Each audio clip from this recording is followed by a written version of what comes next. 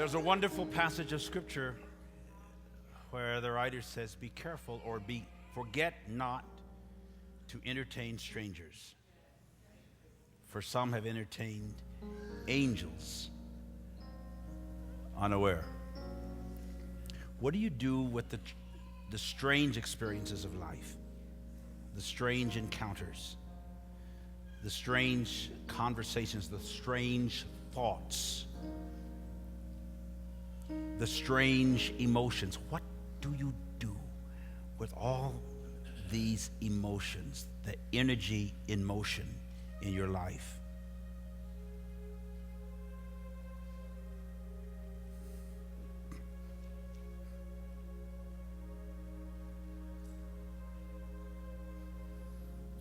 Every strange encounter, every strange relationship, every strange person you meet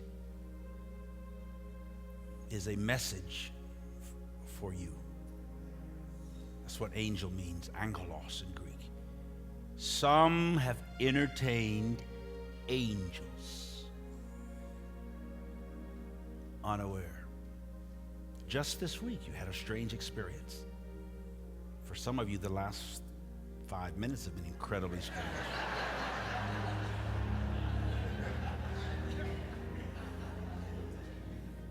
Turn to someone and say, how you doing? And how your mom and them doing? Don't dismiss them. Don't run away from them. Don't ignore them. Don't despise them. Savor the moment. Even a strange dream, study it. You miss so much of the sparkle of life by turning away strangers. Forget not to entertain strangers. I'm in a strange time in my life, in almost every aspect of it. Strange is sometimes a struggle. Sometimes it's almost a strangle. But don't dismiss it. It is incredibly powerful, pivotal, transformational. Right. All souls, strange time for you. Yeah. Not just the church, but all souls, every soul in here. Every person in here is experiencing a strange moment. What has made mine more easy for me and more palatable is that I embraced the moment and the momentum. I didn't resist it or resent it. I did for a little bit. Every once in a while I do now. But that's only because of my amnesia. We somehow, between the womb and the tomb, forget that we agreed to come to this planet or plane of consciousness. And in our forgetfulness, we panic. Whatever you're going through, you signed up for it. Whatever you're going through, you entered covenant and signed a contract with creation to be created. In other words, you're not a victim of circumstances. You're not a victim of destiny. You're not a victim of creation. You are a willing victor over all of it. But it's right here in consciousness. Turn to the person next to you and say, I am thrilled to be sitting next to you.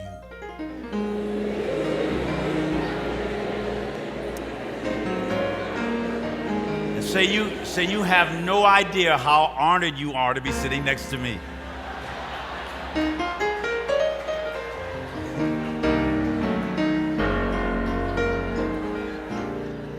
I always like to tell people, say if you knew how valuable I am and how powerful I am, you'd pay me to let you sit next to me.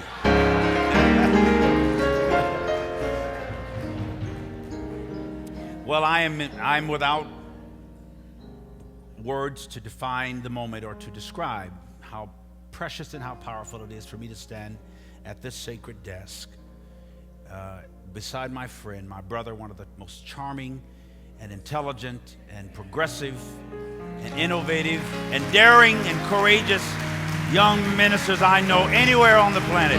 Marlon Lavenhart. Marlon Lavenhart.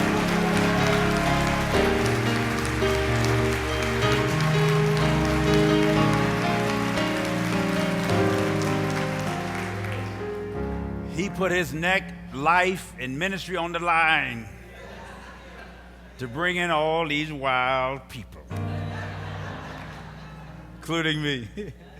Randy, it's so good to see you sitting there next to Pastor. It's just a blessing for Pastor David at the keyboards and all of you who are involved here from the New Dimensions.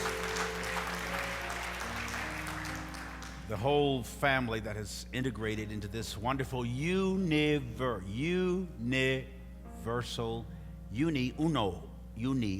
one verse, version, or versification of all.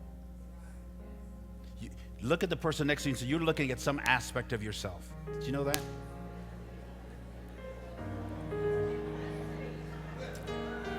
There's a certain, I know it looks funny, you think, oh my God, what have I just invited into my life? I've come to the conclusion that after all these years that the things we encounter are a result of our thinking, speaking, and believing. That we are very powerful, created entities. And my topic is God is not a Christian. God is not a Jew, Muslim, Hindu, Buddhist, Shintoist, agnostic. What I'm saying by that is that God cannot be defined by or confined to any of those disciplines. You can express yourself as a Christian or as an agnostic or as a Jew or Hindu or Muslim, but you can't confine God to that expression and deprive others from their experience of God. We call it theology, theo meaning God, logos, the logic of God. What is your God logic? We also get the word theory from that term, theo, because it's speculative. No one can prove or disprove that God exists. Psalm 14:1 says, the fool has said in his heart, there is no God. What does that mean? The word in Hebrew means the wicked or weak-ked. Wicker furniture comes from the smallest twigs that can be twisted and designed to create whatever you want to sit on or to look at. It doesn't mean that you're stupid. It just means that the unconscious person has said in her heart, there is no ultimate reality, or there is no ultimate intelligence. There's no primal or primary cause. Because everybody, in one way or another, embraces their God self. Your mystical, essential, immortal, immeasurable, immutable self. Not the imposter, not the impersonator, but the essential you, the essence of your being.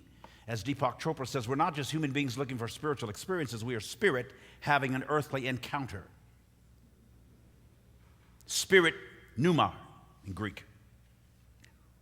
Breath. All souls is nephesh in Hebrew. It means animal, the animal principle, or the animal sentient, your animation, your movement, your momentum, your mind. Greek is psyche, psychology, psychic. Everyone has psyche, is a psychic, or a sidekick. Everybody. No, you are a sidekick to your own psyche. You're running around with yourself, hanging out with yourself, talking to yourself. I saw several of you coming into the parking lot this morning, talking to yourself. And it wasn't a cell phone.